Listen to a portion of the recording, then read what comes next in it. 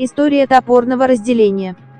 Книга посвящена истории национально-территориального размежевания и образования советской национальной государственности таджикского народа. Впервые на основе архивных источников, большинство из которых раньше скрывалось под грифом «совершенно секретно», показывается достоверная история создания Таджикской республики. Автор рассматривает сложный процесс происходящих событий в период образования Таджикской автономной Советской Социалистической Республики, а затем и Союзной Республики. Особое внимание уделено вопросу включения культурных центров, исторически принадлежавших таджикскому народу, в состав Узбекской Советской Социалистической Республики.